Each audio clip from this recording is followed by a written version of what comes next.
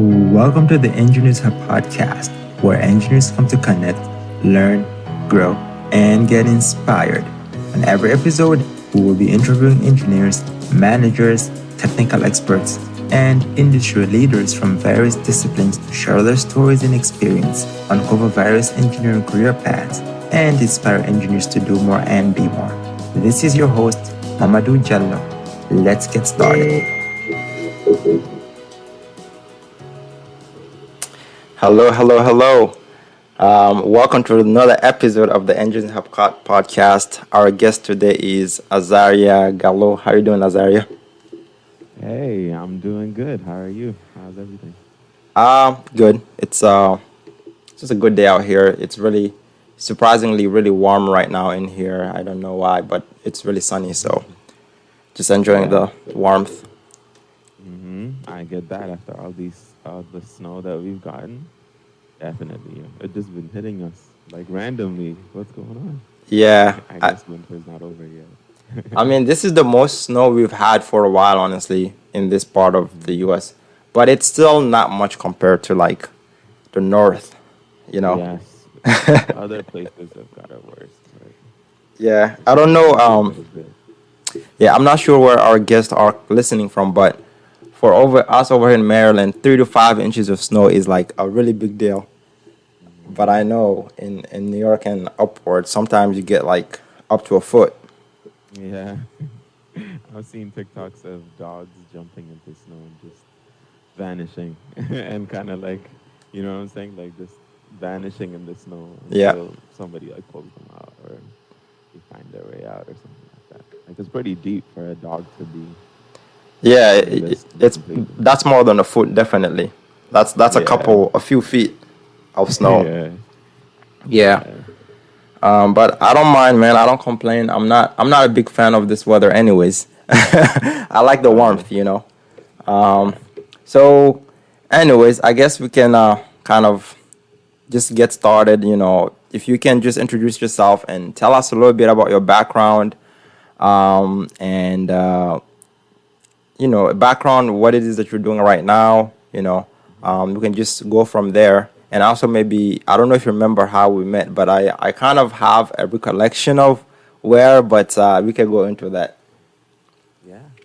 Uh, so my name is Azaria Gallo. Hmm. I'm a computer engineer by, I guess, by trade or by skills. I'm Hmm. a computer engineer.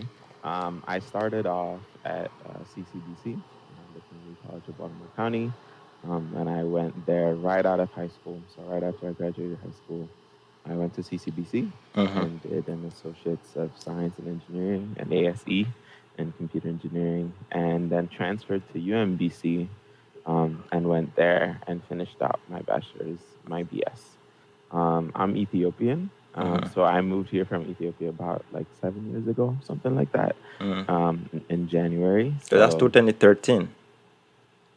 2014, yeah. I 2014. think January 11th, 2014, something like that, Hmm. is when we moved. So yeah, I joined in my last semester of high school. It's kind of crazy because I didn't really get to experience American high schools Hmm. that much. It was literally just one semester in and out, and I'm like, all right, bet. I guess that was it, Yeah. kind of thing. But yeah, that is me. Okay. Well, thank you for that quick and short intro. Yeah, no So, problem. I guess okay. When you came here in the U.S., right? 2013, hmm and you said you finished the last semester of high school here, right? Yeah. Did you actually go through graduation? Random Yes, question. I did. I did, but it was so weird because, like, I guess they had a structure for all of the people who had done like high school there, right? Like, I went to Patapsco High School, Mm-hmm. and it was really cool. I'm not gonna like it was really awesome, but they had like a structure and graduation for people like alphabetically and everything. Mm-hmm. But for some reason they put me all the way last. Like my name is Mm. a G, like my last name is G. Yeah. But I think because they had a structure for all the people who at least I think started their senior year there, Yeah. my last name put me like, well, I mean, my last name is good, but it put me, or they put me like all the way at the end. So I was Yeah. like, what's going on about that? But No. Besides that, I think it was just the whole thing of, so when we moved, Mm-hmm. we needed to do some stuff like to readjust what classes I needed to Paperwork take and and stuff like that. yeah. Yeah. And I thought I was gonna end up having to like repeat, Mm-hmm. but it turned out everything kind of matched up some way, somehow. We Mm-hmm. figured it out and everything kind of matched up. So I just needed to take a couple like American related stuff, like US government, like American government and US Mm-hmm. history and things like that. And that was good after that. Nice. So did you Yeah. speak English when you came here? Yeah. I mean, our family moved around quite a bit, but also in general, like in Ethiopia, the school I went to, like a lot of people spoke English. Mm-hmm. Um, English was taught. So as much as Amharic, like our national, well, Amharic isn't really our national language because we have a lot in Ethiopia, Mm-hmm. like over 80 languages, but Amharic is a very common language. Mm-hmm. So Amharic was taught in schools, so was English. And then my family also has moved around a bit. Mm-hmm. So when I was 10, we moved to the Gambia Mm-hmm. and we lived there for about 5 years because my dad got a contract through his job and he asked for our family to move with him. Mm-hmm. And it worked out and we did. And so I lived in the Gambia with my family for 5 years and then moved back to Ethiopia. Mm-hmm. Stayed there for another 3 years, which is where my like high school, the majority of my high school experience was. And then we moved here. Nice, man. I would have never guessed Yeah. that. Yeah. Yeah, the Gambia. It's I heard it's nice over there. It is. It was really cool. There's a lot of like a lot of my friends were Lebanese, Mm-hmm. so I got to kind of see the Lebanese side of things. The country's also a majority Muslim, Mm-hmm. so I got to kind of like I'm Christian, but I got to kind of see what it was like to live like in a Muslim country and a Mm-hmm. majority. I mean, Ethiopia is half Muslim, half Christian too, Mm-hmm. but kind of getting that perspective. Also learning. I know like a little bit of the languages, not a lot, but a little bit, Mm-hmm. um, and Okay. stuff like that. Just kind of getting used to the culture of Gambia. It's really Yeah, I cool. think probably because you've already kind of had that experience of moving around, so I'm Hmm. sure maybe adjusting when you came here wasn't as I kind of that helped the experience to having to adjust Yeah, before. I'm sure that helped yeah. transition. It definitely did. Also, something else like I forgot to mention was when we went to Ethiopia, my mom, like I think right after we got to Ethiopia, she Mm-hmm. moved over here. So Mm, she moved here, and she'd been here for 3 years before we moved. okay. Does that make sense? Like so she's been here like 10 years, Okay. but she started the process for us to move. Okay. All right. Yeah, and so my mom is here, which helped a lot. And also my aunts and uncles. A lot of my aunts and uncles are here. Mm-hmm. On my mom's side, only one of my uncles is in Ethiopia. On my Mm. dad's side, it's a little different because most of my family is there. But on my mom's side, a lot of us are here, which also helped quite a bit. Yeah. Kind of just adjusting Yeah. to That's really where cool, the man. rest of us. This Yeah. is really cool. So, okay, you graduated high school. Hmm. What kind of what I guess motivated or inspired you to? Did you well after high school? Did you know actually what you wanted to do? Did you know Yeah. you wanted to get into the field of engineering or computer engineering to be more specific? Hmm. To be honest, I did not at all. I actually like in my senior year of high school. This is Mm-hmm. in Ethiopia. There was some kind of like school fair, something like that. Which we usually don't have, but surprisingly we did, like a college fair. Mm-hmm. Um, and at that time, I really wanted to do like game design or like graphics design, Mm-hmm. and I was still kind of like thinking about that. And I think like during that semester, we learned a little bit of programming. It wasn't even that much. It was like the basics of programming, but it looked really cool to me. Like I was like, I think this stuff is really cool. Mm-hmm. So I kind of switched towards maybe programming is the way to go.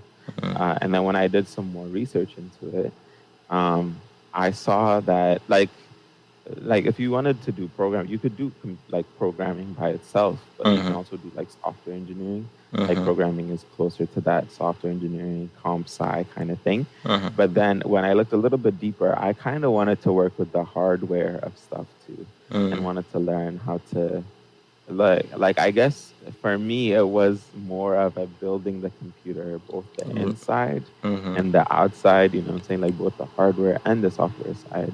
So Yeah. that's kind of how I came to choosing computer engineering, like doing both of them and kind of understanding the computer as a whole type Nice. thing. That's Yeah, really that's where. Yeah, Hmm. that's really I like how you had, you kind of explored what I guess you caught some interest, but then you explored further more to see, Hmm. and kind of helped you decide where you wanted to go. So Yeah. okay, did you figure that process before you even went to community to CCBC at all, or was it kind of during that first year sometime to kind of like you took classes and you Yeah. kind of explored? Hmm. I mean, kind of because I think I had like declared my major. Oh wait, actually no, it took me some time to declare my major as computer engineering. I think it was something else. I forgot. Maybe it's general studies, something like that. Mm-hmm. It took me some time to declare, Mm-hmm. but at that point, I was like, I did want to go on the computer engineering path, Mm-hmm. but it was also a little bit of a I'm not 100% sure how this is gonna go, Yeah. so we'll just hope for the best and just keep going. So I was mainly focused on each class, like each semester. You know what I mean? Like Mm-hmm. I wasn't looking at the big goal yet. I was mainly just kind of like focusing on each class. Um, Actually, something that really got me thinking about computer engineering, I think it was when I wanted to apply to the scholarship that we had, which I forgot the name of, the mentorship program we were Oh, both it's in. MCIS, right? I Yeah, think so. NCIS. Yeah, with Dr. Yeah. Lemire. Yeah. Yeah. One of the questions was like, why computer engineering? And I was sitting there like I didn't really fully know, if I'm being honest. I just like the whole understanding, like I wanted to build a computer from the inside and the outside was there, but it was more so like what experiences got you there. Mm-hmm. And the more I thought like a little bit further back, when I was younger, there was two things I did that kind of messed things up, but somehow I learned how to fix it. Mm-hmm. One of them was so like if you know like these toys or even like phones and stuff, if you break them, phones Mm-hmm. meaning like telephones at home, Mm-hmm. if you break them, they have magnets inside, right? Mm-hmm. Me and my friends used to do that all the time. Like it would suck because you wouldn't be able to use your toy anymore unless you fixed it. Mm-hmm. But we would break the toy and get kind of like the magnet out. Mm-hmm. And with that, I kind of saw like the hardware part of engineering, just kind of like trying Mm-hmm. to figure out how it works. Mm-hmm. And then the software side was when so so back home we have these satellites where you can kind of like search for channels, right? Mm-hmm. When I was younger, so like the satellite on the TV, you'd search for channels. When I was younger, I remember the first time I tried to do that, I deleted all the channels by mistake, Oh man, and I've I done got that in too. big trouble. No, yeah, I got in big trouble, and so we had to call like the technician to come and kind of fix it. But over time, I kept kind of like looking at stuff, and Mm-hmm. eventually, I was able to find new channels. Like Mm-hmm. I didn't go up on the roof and like move the satellite, but Mm-hmm. from downstairs, I could figure out how to kind of like search for new channels, Mm-hmm. look at new frequencies and stuff like that. So like all of those things I did as a kid Mm-hmm. kind of They set you helped. up. Yeah. Yeah. So like seeing that was really cool. But yeah, in general, I don't think I had like a firm idea. Even when I moved to UMBC, like when I transferred to UMBC, Mm-hmm. there was a couple of classes that didn't work out. And I was sitting there like I don't know what to do at this point. So I just had to like repeat them and hope for the best, and it worked out for most of them. But yeah, like I don't think I was ever fully sure until pretty much my last semester, and even my last semester there was a little bit of drama. But Wow. yeah. That's really interesting because I kind of kind of also had the same experience even with mechanical engineering. I didn't know anything about engineering or mechanical engineering or anything like that, but I just knew that even as a kid, I was always very hands-on. Like if I got a toy, if I got like a car that moved or anything, Mm-hmm. I had fun with it a little bit, but then I started getting curious.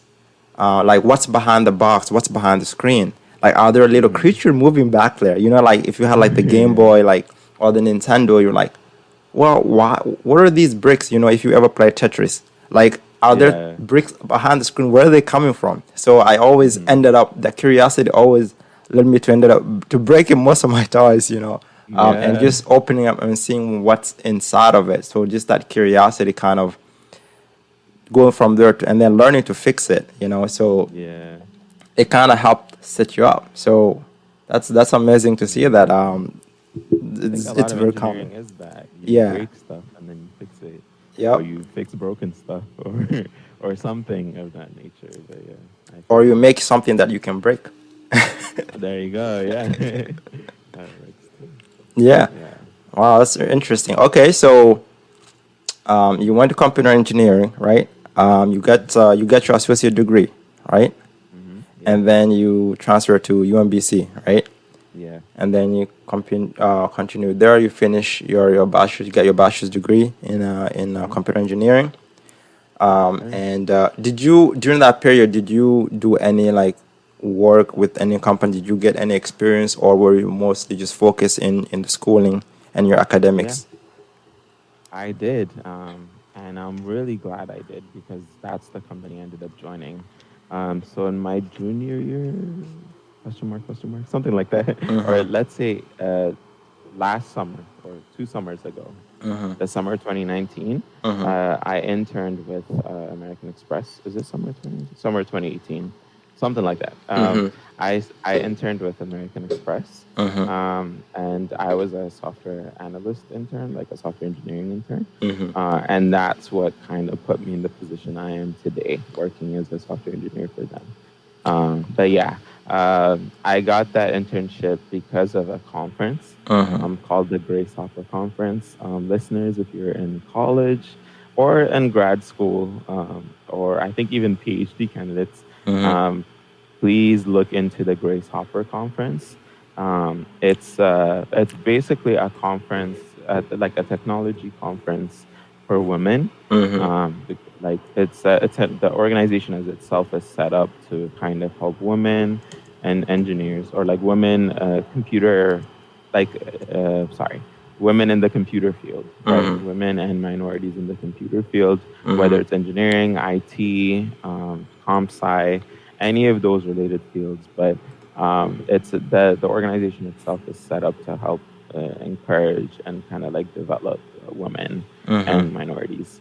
But I got into it because when I transferred to UMBC, Mm-hmm. I got this transfership. I got this scholarship called the T-Site Scholarship, Mm-hmm. which stands for Transfer Student in IT and Engineering, Mm-hmm. and it was under the CWIT office, which is the Center for Women in Technology.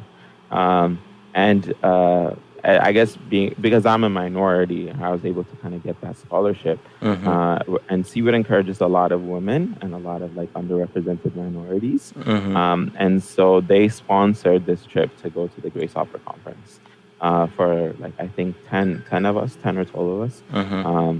It changes every year, but they sponsored that trip. Mm-hmm. And so I was able to go. And at the career fair, there was a huge career fair, by the way, with a lot of different companies. Like you have your big names like Google and YouTube, which is also part of Google, and Microsoft, and LinkedIn was there too. I think a lot of companies were there, and American Express was one of them. And I kind of just, I knew a little bit about American Express, but I kind of just showed up, right, and just showed up with my resume and Mm-hmm. talked to them, and I got an interview the next day. So usually, what they do is you can even upload your resume before you go in, Mm-hmm. and people would just be like, "Yeah, we want to interview you and see." And a lot of people, like a lot of my friends, got their interviews like the first day. because they put up their resumes. I kind of missed that date, Yeah. but it's fine. I mean, you go talk to them and you get to know them and you get interviews that way. But I was interviewed there and it was really fun because you know how in the comp sci field and engineering as a whole, you get asked very technical questions, which are good, but technical questions are a little intimidating too. Yeah. And you're also given a very like short period of time, so it makes it a little bit difficult. But that interview is more of a culture interview and more of a do you fit in to our culture. And I love those kinds of interviews because that's when I get to show myself. You know what I mean? Like, Yeah. I love interviews for that reason because you kind of, I mean, everybody's a little different, but I think I really enjoy the whole talking to the person and kind of getting to know them and kind of wooing them, if that makes sense, and kind of like showing them what I'm about. But yeah, I got it through there. Okay. You know, we'll come back to that because I do have some questions for like or tips that you can give, you know, other students who may be listening to this. But that's interesting to hear. So okay, you got that experience and then you got your bachelor's degree. Then you decided you wanted to go ahead and do your master's as well. Is there anything that kind of is there a reason why you decided to go with your master's first before getting into the work field? Can you give a little bit insight on that? So I didn't get a master's, or I don't have a master's yet. Uh, but I plan to get a master's in the future. I just have a bachelor's. It just took me quite some time to get to my bachelor's, but it was because of a lot of different things. But yeah, I mean, I do have plans to get a master's sometime in the future, depending on everything. I think one of the good things about our field, or hopefully most fields in general, but specifically like computer related stuff, is that you don't really necessarily need a master's to get in as an entry level engineer, and you can also just kind of level up in the company itself. And not have to, like a master's degree isn't required. It's just like an extra step if you want it. But also, I mean, it's also not even required for like management, but it's a good thing to have. And it teaches you stuff that, I guess, it teaches you stuff that your bachelor's degree may not necessarily when it comes to management and things like that. But yeah, and even in my company, and I think in a lot of other companies, you can level up from like an entry level engineer to a senior engineer, and even like an architect, or a systems architect, just kind of like by working in the company. But I definitely want to get a master's just to have that extra experience. I also want to get into people leadership, so doing something like that. But yeah. Okay, so this is gonna be kind of a very specific question because I kind of face this too, right? So you mentioned like senior engineer, senior engineer, right? Or you can go into management, right? I don't, so I know that usually like when you get into like your career, right, in your field, you get the option to either become like engineer 1, 2, and 3, and like that path to becoming a technical leader, right? Like as a senior engineer, or you also have the option of kind of getting your foot in the door and then kind of moving towards management, right? Do you kind of know where you want to head more towards? Do you have an idea where you want to lead towards? Or do you want to stay technical, or do you want to eventually kind of take on that responsibility of leading a team, which is kind of also another challenge? Yeah, I think I want to become a people leader, like move towards the more management side. Just mainly because I really enjoy. Actually, so then I don't really fully know, if I'm being honest. I haven't decided yet, and I think there's still a lot of time to decide. Thankfully, definitely, yeah. I want to move up to at least that senior engineer role, because for my company, like specifically, it's after that senior engineer role that you choose if you want to be like a systems architect or a manager. I or I'm see. sorry, yeah, I guess you can say that, like a hiring leader, is what they're called.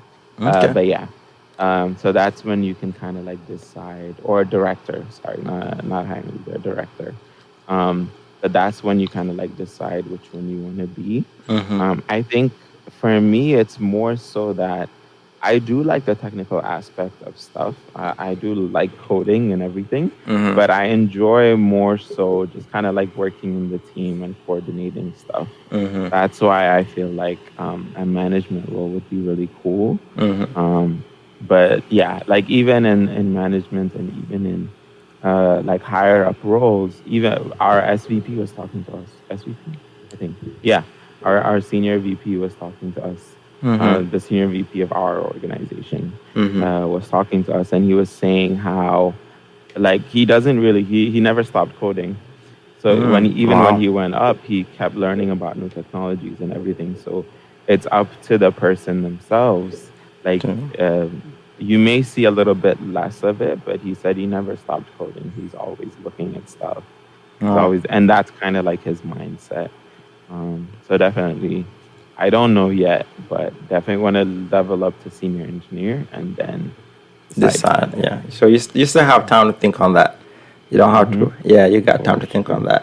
that. Both have its pros and cons. Mm-hmm. I've some of the people I work with, they've some I would say mentors in past who I've worked with, they might have been working for 10, 15 years, and Mm-hmm. they're highly technical. And when I talk to them Yeah. about management, they're like, no, keep that away from me. I don't want to take the responsibility of making sure other people is doing their job. Just let Yeah. me do my job. I like what I do. I'm good at it. I don't want to do Mm-hmm. that. So I always ask, because I was surprised to learn that I guess not everyone is looking to that. Some people will rather stay technical because they don't want to take that responsibility. Not that they can't do it.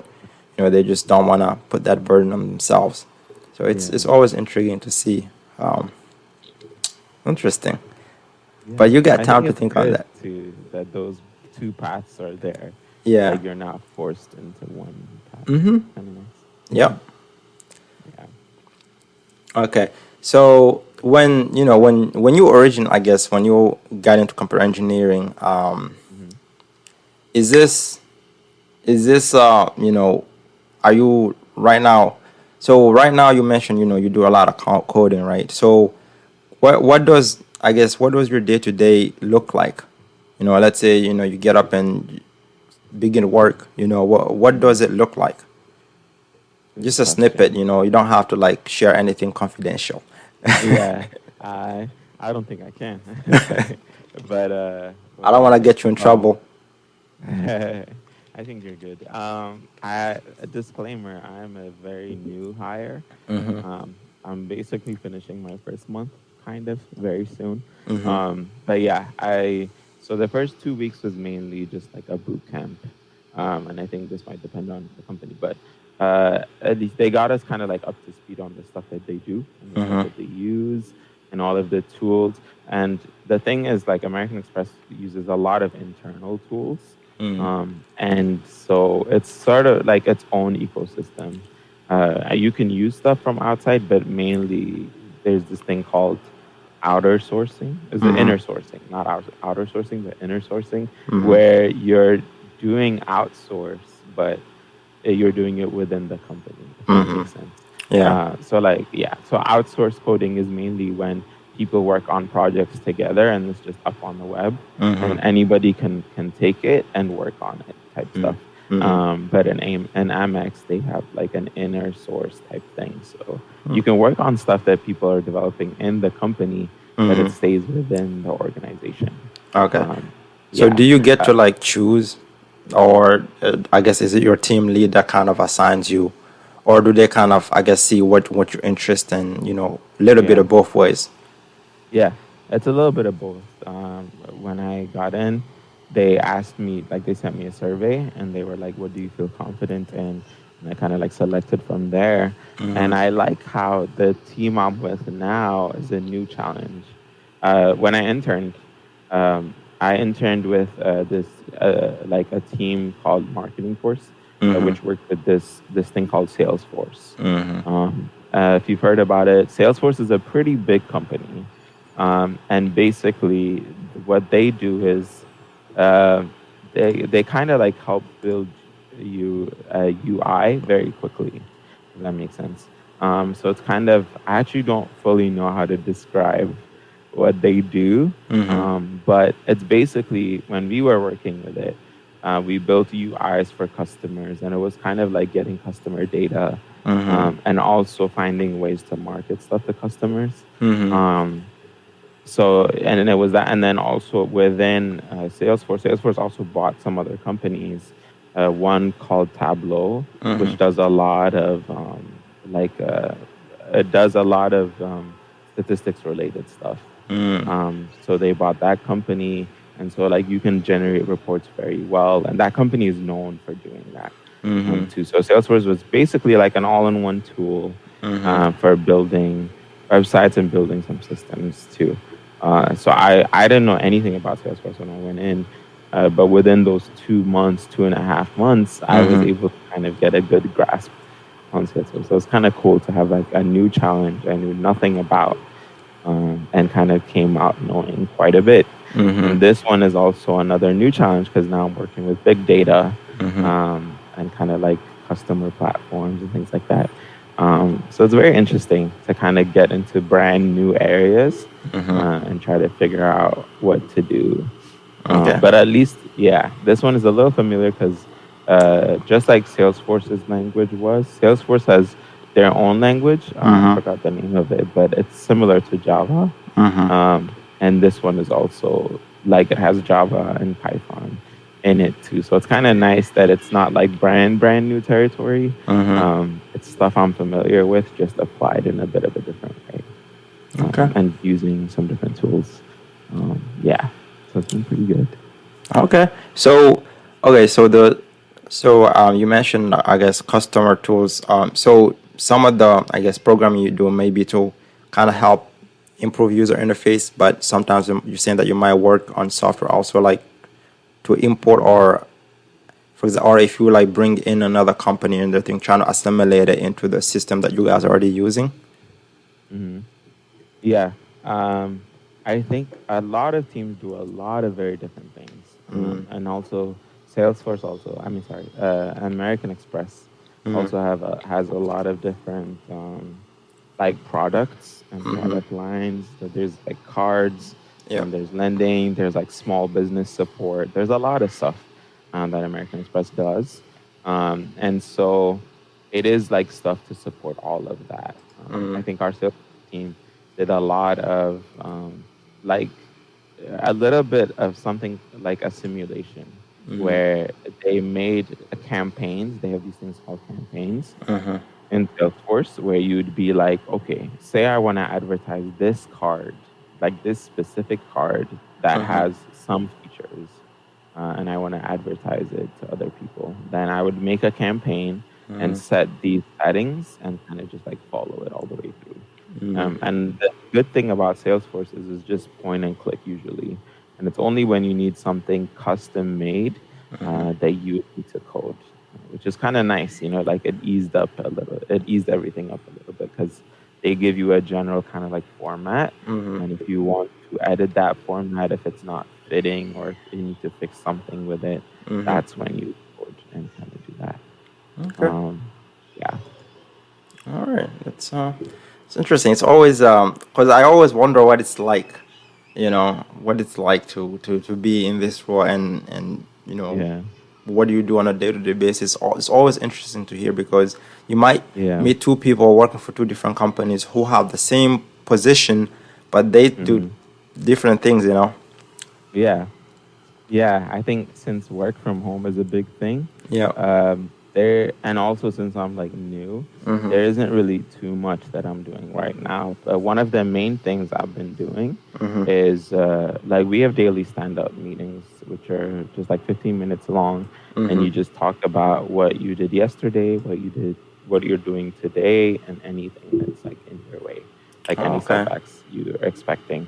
But also, they encourage this a lot too. So American Express does these things called coffee chats, or at least a lot of people in American Express do. Like, it's not like an advertised thing or anything like that, but a lot of people do coffee chats where it's basically like a 30-minute chat over, usually it's over coffee or tea or something like that. Mm-hmm. But since we can't meet in person, just kind of WebEx or something like that, where you talk to different people in the company. You can pick whoever you want, and you just kind of hit up their calendar and say, would you like to have a coffee chat? And if they're free, you can usually arrange a time and do that.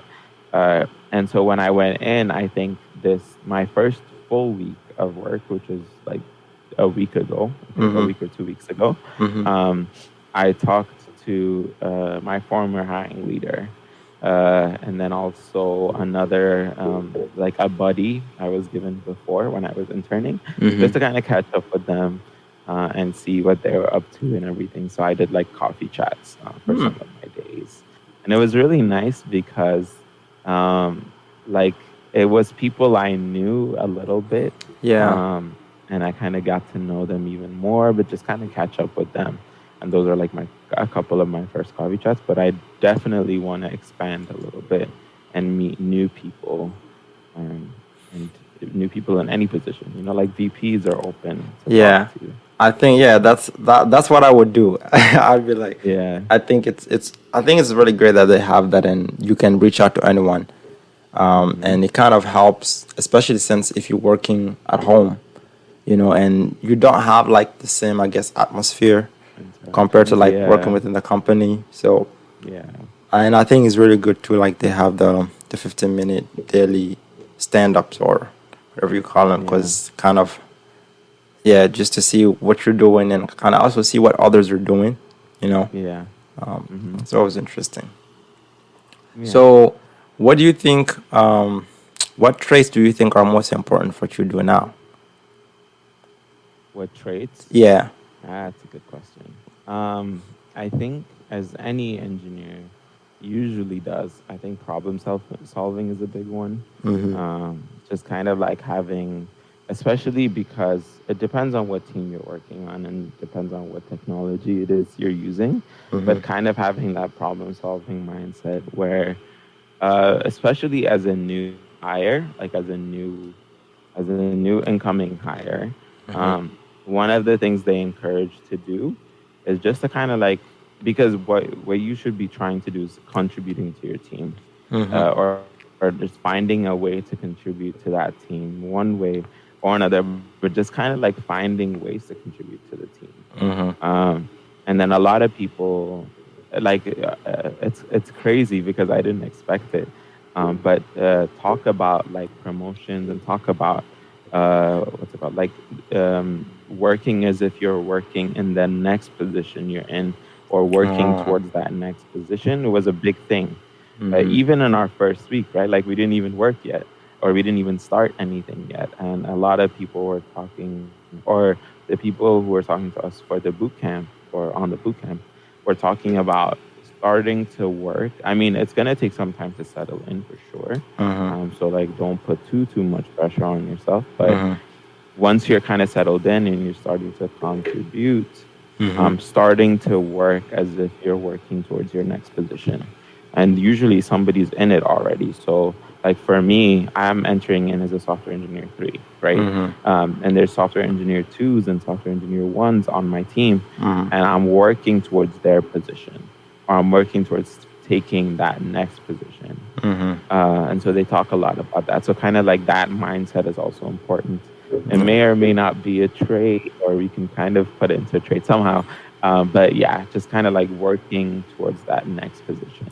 No, yeah, I think, very important. I'm glad you share that. I think that is an important trait because, it's kind of like, what the saying, don't dress for the position you have now, dress for the position you want to be in, right? And dress the clothes is just like a metaphor, really, for whatever it is that you're doing, right? If you're just, working under a team, kind of like taking a little more responsibility if you want to take on that next role, like thinking like a leader, and not just kind of focusing on you, kind of like taking on those skills or a little more responsibility. So I think that is very important, and you can even do that even as a student or as a someone who's in college, right? You sit in the classroom, you're just thinking as a student, but what if you were a professional learning this? How would you apply it into the field, right? How can you take what you're learning and Yeah. apply it? So yeah, I think I'm glad you share that because that's very important. Yeah. Yeah. And it's even a criteria in promotions because when they look at promotions, they're saying, okay, like if you've worked your position and you've done all the stuff for your position, that's great. But to be promoted, we want you to go above and beyond a little bit. Like we want to see you stretching towards that like next position. So Mm-hmm. you talk a lot about that. And I'm still like I'm in the middle of figuring things out Yep. because like I'm even still trying to learn like our code base and Mm-hmm. everything. So like it might take a little bit of time. One of those things is also not to rush for promotions, but just to kind of like let the path kind of take you, Mm-hmm. or just kind of like walk the path slowly. You know what I mean? Like it's not a rush because like that's one of those things I'm watching out for too, where I'm actually like contributing well. You know what I mean? And kind Mm-hmm. of like building a good base, so that Mm-hmm. way I'm not just rushing through things just to kind of like get promoted, but really doing the work and kind of loving it as I go, Yeah. type stuff. Yeah. But yeah, Yeah. I think there's even things that you can even do like outside of working hours to kind of help you prepare even like for next role, just skills or books that you can read. I think yeah, that's some things that people to always keep in mind, like your SVP he mentioned, even when he moved out of a technical role, he was still learning code, he was still coding, right? Because he wants to yeah, stay in touch within the industry and he wants to stay aware of what's going on, and that's one of the great yeah, traits of leaders, like they are always growing and learning, even if not in hmm, this classroom, even if not through like a standardized educational system like a college, they're yeah, always learning. yeah. And it's always good to look at the resources your company uses. Like our company uses Pluralsight and O'Reilly. Pluralsight is like it's basically like a video, one of those like video course kind of websites. Mm-hmm. Just kind of like Udemy, if you've heard of Udemy or Udacity Yeah. or things like that. But there's one called Pluralsight that's Mm-hmm. very helpful. So like there's that, there's O'Reilly books and things like that, which is like I think like Amex has deals with those companies that helps. Mm-hmm. But I think every company probably has a resource like that. And if not, there's a ton of resources online. But it's good to see what your company has when it comes to that and like learning and developing those kinds of things. It's Yeah. important. And the other thing, this just reminds me, one of the things that I guess my mentor also told me my first year was, when sometimes when you come into the system, they already have systems that kind of make things easier for you, right? So you don't have to do like things by hand, right? But he Yeah. was telling me that, of course, for efficiency, you want to use these systems. But one thing you also want to do is you make sure that you are not handicapped by these systems, meaning that you kind of you are able to still get the work done. You know how it's done, even if this program is taken out, right? So Hmm. like Hmm. the first company I worked with, my first year, we design couplings for the power transmission industry for motors and pumps, So there's a lot that goes into designing couplings that are able to withstand the vibrations and the forces, and sometimes the couplings have to insulate electrical current and prevent it from traveling. So there's a lot Hmm. that goes into that, and we already have software that kind of allows us to put in the input, right, and like kind of like Hmm. give us what we need at the other end. But Hmm. being able to understand how those calculations are made and being able to do them even without the software is so important. I'm just Hmm. putting it out there for whoever may be listening, because it does play a role, and it's important because when you understand the concepts behind it, you can catch even if the software messes up. You're gonna be able to troubleshoot and look at the outputs and say, and gauge whether this is just from a common sense, if it makes sense or if it doesn't make sense, you know. Yeah. Yeah. I think that's a great thing to be able to do. To kind of like use the, yeah, like if any time any equipment fails, knowing how it works and everything is a very good trait, Yeah, I guess, a very good quality. yeah. And when you're talking with other leaders and you're trying to explain these things and you're just moving beyond, moving into management or to go into pitching something, then you kind of know what you're talking about, you know. Yeah, yeah, for sure. All right. Yeah. Wow, we're already 45 minutes into this. So I want to ask some questions, I guess, for more students who may be listening to this and who may be interested in what it is that you do now. You know, what you've mentioned a couple of things, right? Like working into that next role and doing a little more responsibility, right? And you talked about which is one of the traits. You also mentioned some of the things that kind of thirsted you or kind of guided you towards this where you are right now from childhood. What advice would you give to students who maybe listen to this and they kind of maybe they can relate to what you're doing? Like, what is there any advice that you could give them? Also, you talked about tips in terms of like interviewing. You talked about being personable, right? You talked about opening up to them. Just anything and everything that you can think of, really. Yeah, sure. So if you're in college, if you're still in college, and even I hope even in like your freshman year or sophomore year, or like first year or second year, but one of the things I would really encourage while you're in college is to make friends with some of your classmates, because I noticed that the further I went up, right, like the further I went in my years, I saw similar people. If that makes sense, or I saw most of the same people. So that was kind of like my graduating class. But also because I knew the people, it was easier for me to kind of like settle in. And also, I'm gonna be honest with you, some classes are pretty hard. They're pretty difficult. Yeah. So having like a classmate that you know, or having people that you've worked with before, is really helpful because you can always help each other out.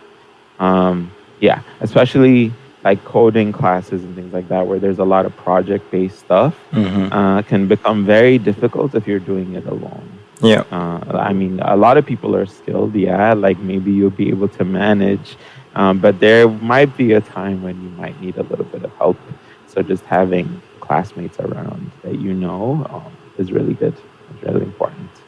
So I think definitely that will be to your benefit. The more friends that you make, the more people that you know, even if you think about it even a little bit deeper into the future, that's already future connections you've made of people you can talk to whenever, pretty much. Okay, so let's say someone is shy, and what how could they kind of start a conversation? How could they, get any tips you can give, like how to, for example, go and try to like build a connection or like make friendly with somebody? Any tips on that? Advice? That's a good question. I would say like start just with one person then, and I think also it may not happen with every class, but I think when you're put into group projects or something like that, that's a very good chance to kind of like step out a little if they're good. Yeah, I mean, even in it's interesting because even in like a failing team or a team that doesn't do too well, if you manage to skate by, those people still bond, so it's okay. Right. You know what I mean? Like you won't be getting A's every single project, so it's fine. You kind of survive. But yeah, I was in a group once, a group of 4, and one guy he just disappeared. Like he just disappeared on us. So yeah. I remember when that happened. And I'm telling you, the entire semester is like the entire semester though. It's not like a one-time skipping meeting. Literally, like disappear. No answering calls. No answering text. I don't even remember if he was showing up to class. No, we weren't even. What even made it worse was that we weren't even like in the same class lot. So like sometimes you have the same class by the same teacher, but like different times, right? So some people are in the morning, some in the evening. So we didn't really choose our group mates, and so some people ended up having to be in groups with other students who are in a different time slot, you know. So Mm-hmm. we couldn't even get a hold of them during class. Wow. We didn't even know if they were showing up. Never heard from them or anything. So it was Dang. you don't want those type of class. But I don't know what Yeah, happened. But yeah, that's crazy. Yeah, I remember. Yeah, I think it happened not necessarily to me, thankfully, but it's happened to a couple of other people yeah, in some of the classes I've been into. Yeah, it's really rough. yeah, Please don't be that person if you yeah. Don't be can. that person either. Um, yeah, I mean it's fine. I think it's fine to like miss some group meetings, but letting your team know is such an important thing. Yeah, So just make absolutely. sure you do that. Just start a group me, something, a Yeah, group me, a group me. WhatsApp, Yep. a text message group, something like that, is really helpful. Were Um, Were you involved so in clubs mm, at all? yeah, I was, That's and another I way to make really friends too. enjoyed it. Yeah. Yeah. So for me, when I was at CCBC, Mhm. it started off just kind of like joining some clubs, like some orgs, Mhm. but eventually moved into like general leadership roles, and those are the kind of roles I really love. Mhm. So when I was at PTK, CCBC, yeah, PTK, ambassador things like program. that. Yeah, my first semester, I joined like MCSA, which is like the Multicultural Student Association. Mhm. This was in Dundalk, Mhm. and I joined them for a little bit and just kind of there was a lot of really cool events and some cool food, so Mhm. I just kind of like started engaging with them, and I think I was VP of the club. I didn't really do too much in the club, if I'm Mhm. being honest, but I was a VP in the club, so it's kind of cool, to have like a cool role. Yeah. But then eventually I started moving towards like the honors program. I Mhm. forgot the honors council. I think is what Yeah. it's called. Mhm. But I was the treasurer of the honors council for a little bit, and I kind of like served in that role. Mhm. And then eventually I got the role to become a student ambassador, Mhm. which is basically like helping out with events Mhm. school wide, right? Like Yeah. whenever events happen. So things like that, general leadership roles, were the ones I started looking out for a lot more. Mhm. Um, so Pi Theta Kappa, or PTK, Mhm. as you said, Mhm. is an international honor society for 2-year colleges. Mhm. Um, and in that, I started just kind of like helping my chapter out. Mhm. And I think I was VP of fellowship for my chapter. Mhm. And then I was actually able to go up even a little bit more and lead Maryland. Yep. Like I was the State. Maryland state president Yep. for Phi Theta Kappa for a year, and it was a really cool experience because it's a lot of like so being in Phi Theta Kappa is a pretty big deal Mhm. because number one, the GPA requirement is high. I think it was like a 3.5 or 3.5. Yeah. something. You have to Yeah, a maintain. 3.5. Yeah. And it's really cool to be like in a society full of people who are very, engaged and dedicated Mhm. and things like that. You know what I'm saying? Like, and just kind of like the like PTK is huge Yeah. because it's basically the whole nation, like the whole country, and then Mhm. also a couple of international countries or several international countries, not just a couple, Mhm. but several international countries. But it was just really cool to be involved in an organization that it also we did projects that kind of helped our schools Mhm. or our colleges, but also somewhere like environment based or something like that. So take a look at PTK if you can, or if you're not in a 4-year college, it may not really be. Or if you're not in a community college, it may not be like a big thing. But if Mhm. you ever join a community college, please get into Phi Theta Kappa because you can get scholarships, and also when you transfer, you can get a scholarship then too. Yeah. Mhm. But yeah, being involved in those kinds of organizations helped me a lot, like develop as a leader Mhm. as a whole. And then when I transferred to UMBC, I became a resident assistant, which is a really cool role. Yeah. But I have basically, stories about RAs. yeah, RAs get to see I a think, lot of things. yeah, RAs are, it's, it's a very interesting role.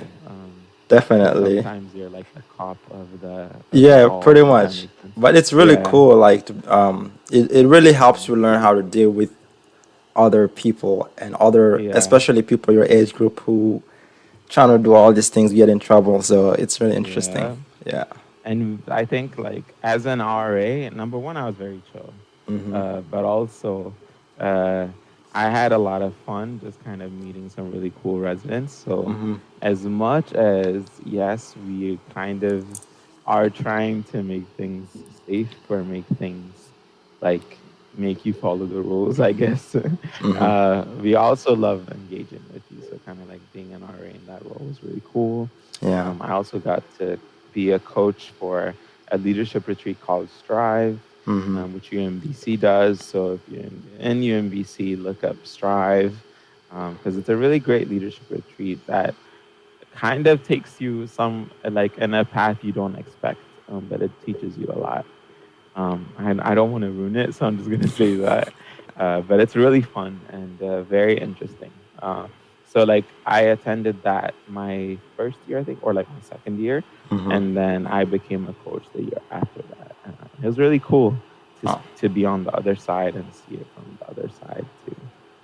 But things like that have been stuff I've seen, you know what I mean? Like general leadership roles where, I mean, I love joining clubs and everything. mm-hmm. And I was involved in clubs at UMBC too. Like Cyber Dogs was one of the clubs I was in, Mm-hmm. which is basically like cybersecurity Mm-hmm. kind of thing. But because Um, we have a retriever mascot, right? Yeah, yeah, yeah, yeah. So cyber dog. That's right. Yeah, Nice. but definitely general leadership roles were what I looked for. But it's good because like you really can join any club. You can even make your own club and kind of just Exactly. like help with that. Yeah, and it really makes your college experience so much more richer. Like you Yeah. get more out of college than just going to classes. Hmm. Yeah, absolutely, and that's Yeah, what being companies look for engaged is too. important. Yeah, Hmm. Yeah, absolutely. be as involved as you can. Studies show that people who are involved graduate a lot more. Yeah, A lot better. So please do. And you're paying for it, kind of, so you might as well, true. right? Yeah. I mean, but yeah. Alrighty, man. Thank you for that. We are already. This is record the longest episode we've had so far. So Okay. 57 minutes. The other ones we've had are also in the 50-minute range. So, Okay. but this is 57. So you beat the record so far. But I Okay. definitely had a great time having this Mm. conversation. And it's Okay. it's thank you for coming on, man. I appreciate. Thank you for your time and thank you for sharing your experience. I'm sure it's gonna be beneficial to a lot of people. How Yeah. can people, if people can wanna get a hold of you or reach out to you, how can they do that? Well, like everybody these days, I'm on every social media thing, I think. So you can always hit me up on Instagram if you want, or Facebook, or LinkedIn. Um, yeah, so you can reach me in those ways. Um, I would give you an email, but I think those ways are a lot better. So let's do that. Yeah. Plus, And you can definitely get just DM now. They feel can free just to direct message me. message you anyway. Yeah. Yeah. So. So yeah, you definitely can just hit any of them work good for me. So All right. So what I'm gonna do is I'm gonna get your social handles and I'm gonna make sure put them in the description. So if somebody wants to reach okay. out, they can just follow the link and message you, man. Thank you again for this time and looking Thank forward you to for having hearing me. how your journey continues to grow. Once you Yeah. get to that senior role, we'll see which path you decide to take on.